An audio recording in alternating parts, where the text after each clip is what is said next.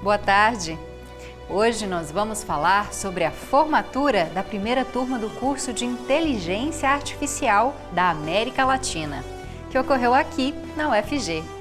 E também sobre o aumento da população de mosquitos transmissores de doenças por causa das mudanças climáticas. Vem com a gente, Conexões já está no ar.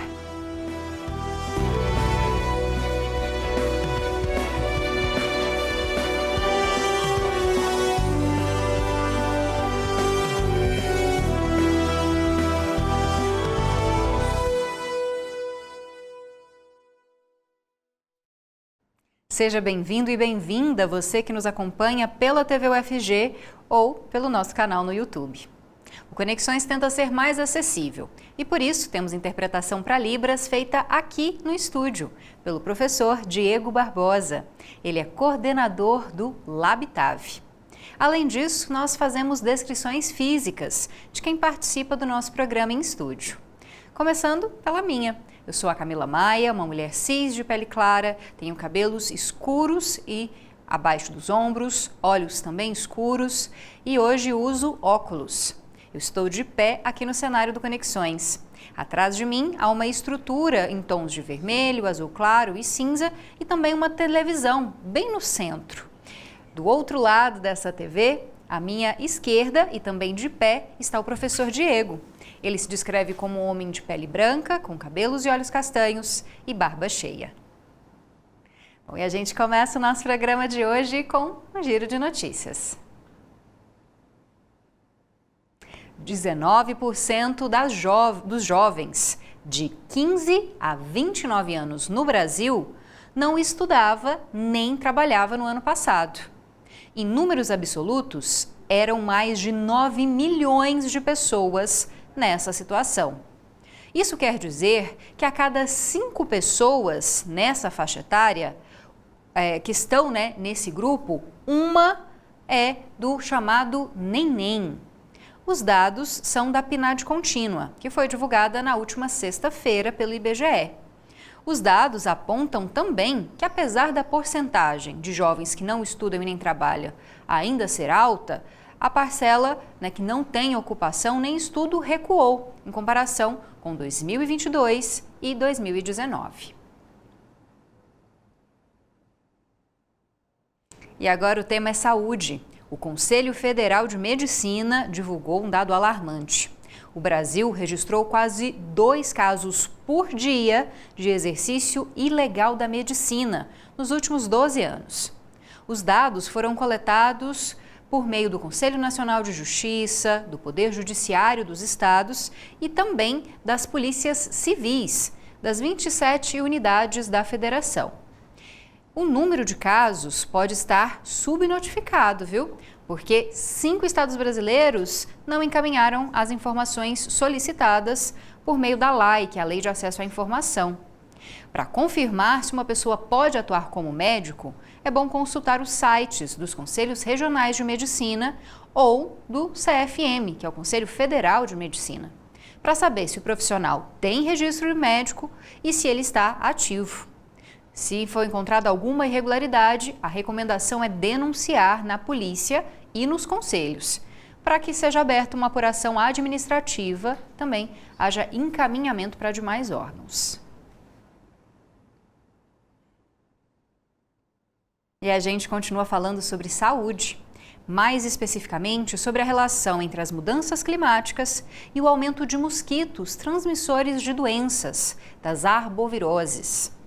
Uma pesquisa aponta que o aumento da frequência de dias mais quentes nos próximos anos pode levar à ampliação da população do mosquito Aedes aegypti, que transmite a dengue, zika, chikungunya.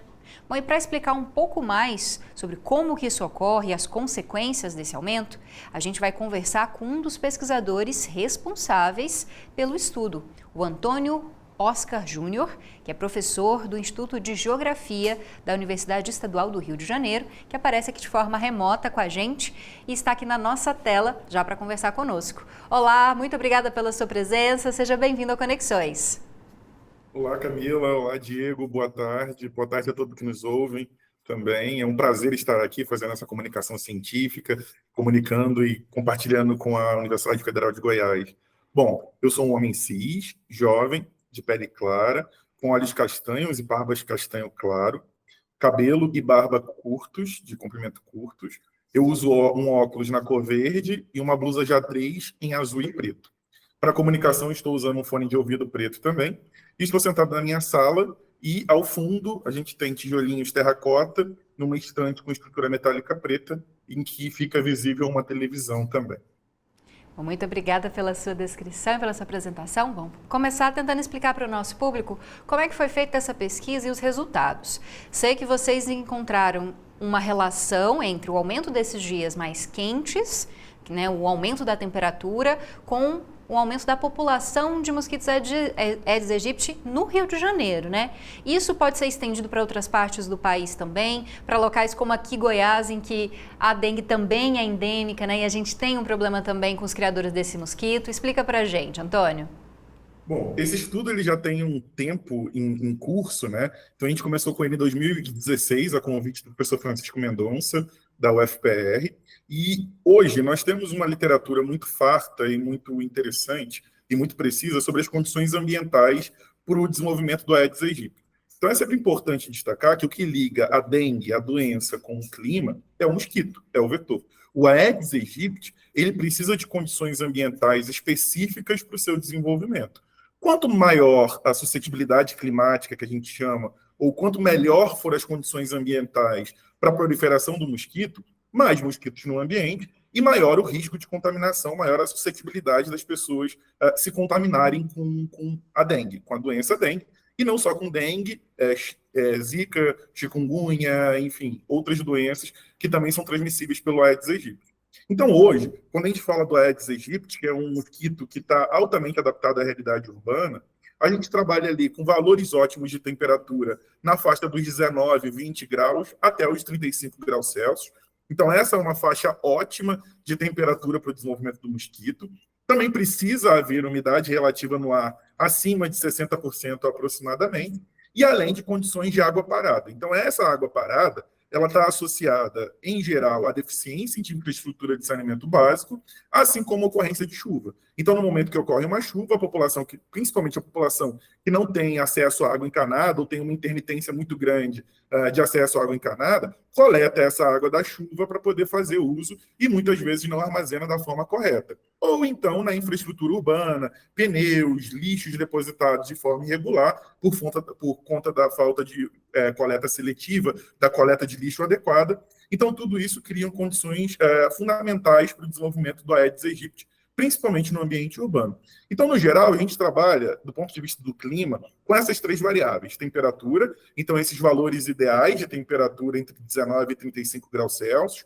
Quando a temperatura está abaixo de 5 graus Celsius, a gente tem ali uma limitação do mosquito. Então, o mosquito ele tem dificuldade de sobreviver em temperaturas abaixo de 5 graus Celsius. Então, isso é um impacto negativo na população de mosquitos, mas positivo para a gente, porque limita essa população.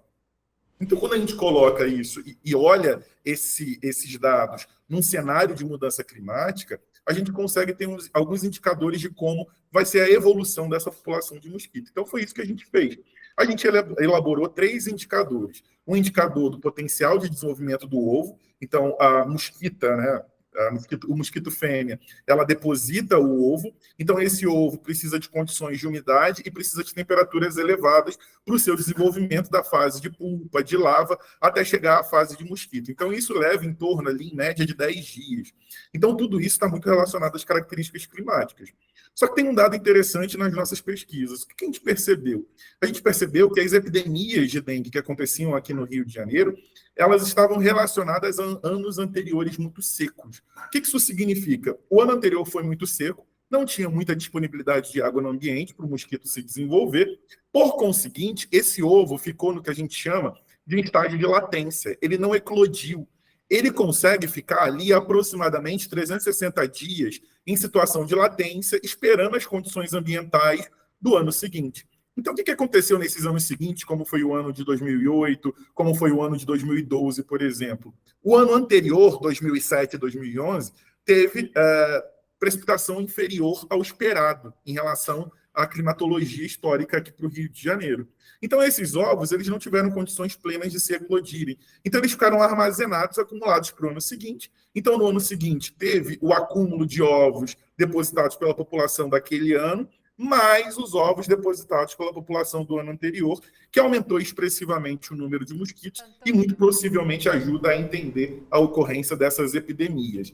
Então, quando a gente pega esses dados, essas informações que a gente tem, e começa a utilização de modelos climáticos fornecidos pelo INPE, que é o Instituto Nacional de Pesquisas Espaciais, então a gente pega esses dados do INPE, de mudanças climáticas, a gente selecionou até o ano de 2070 para poder trabalhar e fazer essa estimativa. Então a gente começa a calcular o potencial de eclosão de ovos, o potencial de sobrevida do mosquito e o potencial de contaminação, de infecção. Porque os estudos da Fiocruz... Vou ter que te interromper um pouquinho, porque o nosso tempo é mais curto, tá? Mas só para a gente destacar, então, é que há uma projeção de que cada vez que houver esses anos mais quentes, principalmente se seguidos, então, por anos mais secos, em que há essa acumulação, né, desses ovos que não eclodiram, a gente pode ter situações de maiores surtos, como a gente está vivendo nesse ano, né? Goiás, Rio de Janeiro, Distrito Federal, tem muitos estados, né, muitas unidades da federação que já estão em situação de crise, né, sanitária. É bom a gente sempre redobrar, então, o cuidado com o mosquito, mesmo quando não está chovendo. Isso, exatamente, porque a temperatura é um controlador. Então, aqui no Rio, a gente percebeu que regiões como a região serrana, que antes tinham controle de temperatura, vão ter mais dias quentes. É a mesma coisa que acontece em Curitiba, por exemplo. Curitiba, no Brasil, era um dos municípios, uma das cidades com menor número. Já tem um aumento expressivo de casos esse ano em função desse aumento progressivo de temperaturas. Mesma coisa acontece no cenário planetário. Nos Estados Unidos, já foi constatado transmissão local nos Estados Unidos de dengue, o que é inédito. Na Europa, Portugal, França, Espanha, Holanda, já tem casos de dengue. Então, tudo isso tem uma relação muito intrínseca com essas condições de adaptação do mosquito e com esse número, essa frequência maior de dias quentes, que é ótimo para o desenvolvimento do mosquito Aedes aegypti. Inclusive, além dessa expansão territorial, o que a gente percebe no Rio de Janeiro e outros pesquisadores percebem no Brasil e no mundo, é uma quebra dessa variabilidade, essa sazonalidade da doença. Hoje a dengue é característica de um período quente, do período do verão, mas a gente faz estimativas que essas porções endêmicas, como Goiás, Centro-Oeste, Sudeste do Brasil, a dengue vai ser uma doença que vai persistir ao longo de todo o ano. Por quê? Os invernos eles estão ficando mais quentes. Os dados mostram isso para a gente. A gente tem uma elevação na ordem de até 4 graus das temperaturas mínimas de inverno, das temperaturas de inverno. Ou seja, transformando em condições ambientais adequadas para o mosquito. Bom, muito obrigada por toda essa explicação, parabéns pela pesquisa e a gente sempre vai voltar nesse assunto, quem sabe a gente possa destacar, né, também outros dados que vocês tiverem ao longo dos próximos anos. A gente conversou com o Antônio Oscar Júnior, professor da Universidade Estadual do Rio de Janeiro. Muito obrigada, bom trabalho para você. Bom, e o nosso tema continua sendo saúde. O Hospital das Clínicas da UFG oferece tratamento para pessoas que encontram dificuldades para ter filhos. Tudo por meio do Centro de Reprodução Humana Assistida. Entenda um pouco mais como é que funciona esse espaço na nossa reportagem. Segundo a Organização Mundial de Saúde, cerca de 17% da população adulta ao redor do planeta sofre de infertilidade. O relatório aponta que as taxas são semelhantes em países de alta, média e baixa renda. Apesar disso, atualmente a prevenção, diagnóstico e tratamento da infertilidade é inacessível para muitas pessoas, por causa do alto custo dos tratamentos, o estigma social que existe sobre o assunto e até a disponibilidade dos tratamentos, que é por vezes limitada. Uma possibilidade são os hospitais universitários do país que oferecem o serviço, como explica o Dr. Mário Aprobato, que é chefe do Centro de Reprodução Humana do Hospital das Clínicas da UFG. E quando isso não é oferecido à população, eles correm para esses centros, né? Os poucos que tem no Brasil, os 3, 4 no máximo, que são os que têm ajudado as pacientes aí no Brasil. Cleiton e a esposa vieram de Brasília para fazer o tratamento aqui. Estão na fase de investigação, em que fazem todos os exames necessários. Ele conta como tem sido o atendimento. Perfeito, é bem rápido, prático, né? Sempre que nós vimos para uma consulta, aí já marca os exames, então dá para a gente se programar bem, então tudo é bem rápido. O serviço é o único da região Centro-Oeste ofertado por uma universidade. O Centro de Reprodução Humana do Hospital das Clínicas da UFG é um projeto de extensão. Isso mesmo. Isso torna o tratamento com um custo bem menor do que de laboratórios particulares, por exemplo, já que aqui os pacientes só pagam pela medicação e o material utilizado. Isso torna também o sonho da gravidez bem mais acessível. Não existe no SUS a previsão para fazer neném de proveito, fetização assistida no Brasil. Então, o que se tem feito é que a gente tem montado projetos de extensão, mais ou menos semelhante às outras universidades, e nesses projetos a paciente compra o material dela, dá uma redução bem grande do despesa para os pacientes, e isso oferece oportunidade dos pacientes de baixa renda poder tratar. No hospital universitário, os estudantes têm a experiência com essa área desde a graduação. Aqui eles aprendem como funciona cada etapa, têm acesso a diversas especialidades e a diferentes fases do atendimento.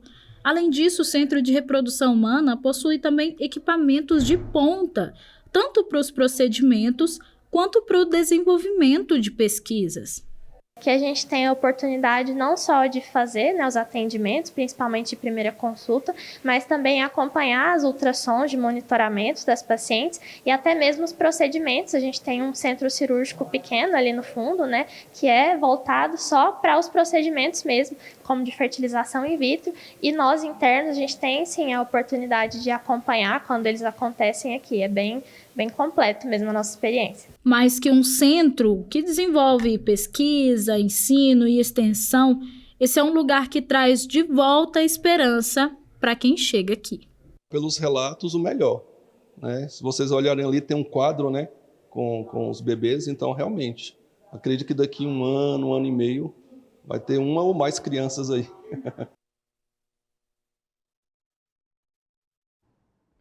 Bacana, né? A gente deseja, claro, muita sorte, né, para os casais, para as pessoas que estão tentando. E agora a gente muda um pouquinho de assunto para falar sobre meio ambiente. Uma expedição conduzida pela Prefeitura de Goiânia no rio Meia Ponte tirou 96 toneladas de lixo do curso da água, nas imediações desse manancial que é fundamental para metade do abastecimento de água da região metropolitana de Goiânia. O volume recolhido representa um aumento de 43% em relação ao que foi retirado pela mesma operação no ano passado. A iniciativa é liderada pela Câmara Municipal de Goiânia e teve como propósito monitorar, avaliar as condições da água, do solo, da fauna e da flora, além de propor métodos de recuperação do rio Meia Ponte. E as fortes chuvas que caíram aqui em Goiânia no final de semana e também em algumas outras regiões do estado devem continuar em Goiás durante essa semana. A previsão é do Boletim do Centro de Informações Meteorológicas e Hidrológicas de Goiás, que foi divulgado ontem, domingo. Ele emitiu um alerta para o risco de fortes tempestades no estado. De acordo com a previsão, a combinação do calor e umidade vai influenciar o aumento de áreas de instabilidade em diversas regiões. Com isso, o estado deve enfrentar pancadas de chuvas com risco de potencial para tempestades, acompanhadas de rajadas de vento e raios. Então, todo cuidado é pouco, né, nesses próximos dias. Bom, chegou a hora da gente falar sobre educação. O professor da Escola do Futuro, Luiz Rassi, que fica em Aparecida de Goiânia, Murilo Folha de Jesus, alcançou o 3º lugar na categoria Educação Profissional, na etapa estadual do prêmio chamado Educador Transformador, como você está vendo aqui na tela.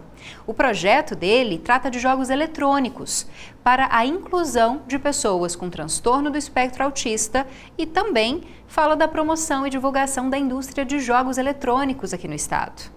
Outro destaque nesse prêmio foi o professor Bruno Rogério Ferreira, do Colégio Tecnológico de Goiás, vencedor regional, com uma iniciativa que pretende tornar o ensino de microbiologia mais dinâmico e interativo por meio do uso da tecnologia. O Prêmio Educador Transformador é promovido pelo Instituto Significare, pelo BET Brasil e também pelo Sebrae.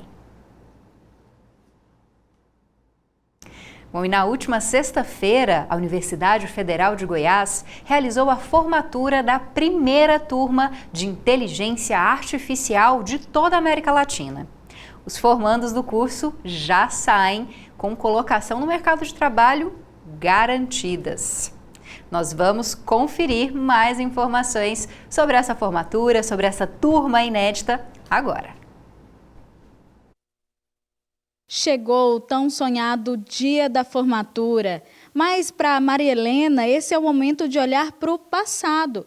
Ela é a mãe da Heloíse, a formanda que se tornou a primeira mulher com a graduação em inteligência artificial do país. A professora aposentada relembra a trajetória da filha. É muito bacana olhar para essa trajetória e saber que hoje a gente está colhendo aí um momento muito gratificante e é só alegria em saber que ela está numa universidade que é reconhecida por todos os cantos, né? É só gratidão. Acho que é uma emoção muito grande, tanto para mim quanto para a minha família. Acho que representar, ser a primeira mulher do Brasil a formar em IA é um marco muito grande, então eu fico muito lisonjeada de poder estar aqui e representando todas as mulheres. Essa é a primeira turma da América Latina a se formar em bacharelado em inteligência artificial. Eles começaram em 2020. 15 estão colando grau no período regular. 40 estudantes entram todo semestre e até agora são cerca de 150 na graduação da UFG. O curso tem uma das notas de corte mais altas da universidade, mas valeu a pena chegar até aqui. Só durante a graduação, esses formandos faturaram mais de R$1 milhão. E o mercado de trabalho tem muitas possibilidades. Todos eles já saem daqui atuando no mercado. Isso só é possível porque a Universidade Federal de Goiás também tem uma unidade, a Embrapi, que é uma empresa, a empresa brasileira, eu já falo, é a Embrapa da inovação para a indústria, a Embrapi, essa unidade apoia projetos de empresas e parceiros, então os estudantes já entram no curso, já engajam em projetos, isso permite que eles tenham já a experiência na área de desenvolvimento de soluções em todas as áreas de conhecimento. As empresas atenderam o nosso chamado, a gente conseguiu explicar esse grande projeto que foi construído e os alunos puderam, desde o primeiro ano, participar, né, de uma forma precoce da inserção profissional, que é a atuação deles. Inteligência artificial é uma área meio que a gente chama. Ela não é finalística, ou seja, você usa para alguma coisa, usa para o marketing, usa para o agro, usa para a saúde, usa para a comunicação. Então, esse contato com os problemas, né, de outras áreas, ele é muito importante para a formação como a de inteligência artificial. Declaro encerrada esta cerimônia de formação de grau.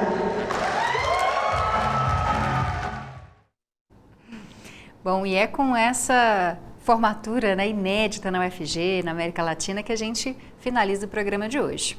Mas antes de encerrar, a gente tem, claro, naquele nosso convite já costumeiro. Participa aqui do nosso programa, manda sua sugestão, de tema a ser debatido aqui no nosso estúdio. Aqui quem já está na tela, nosso número de WhatsApp, 629-9181-1406. É por ele que você pode mandar suas mensagens pra gente, com críticas, elogios, sugestões. Além disso, a gente também tem várias redes sociais. Procura por TV UFG, no Instagram, no Facebook, no YouTube, no TikTok. Você vai encontrar a gente e poder participar da nossa programação e, claro, acompanhar as nossas novidades. Eu e o professor Diego ficamos por aqui, agradecendo a sua companhia, muito obrigada, e te convidando a estar aqui durante o resto da nossa semana. Conexões vai ao ar sempre ao 12h30 aqui na TV UFG, com informações rápidas, relevantes e, claro, acessíveis para a comunidade sul. A gente te espera amanhã. Muito obrigada. Até lá. Tchau, tchau.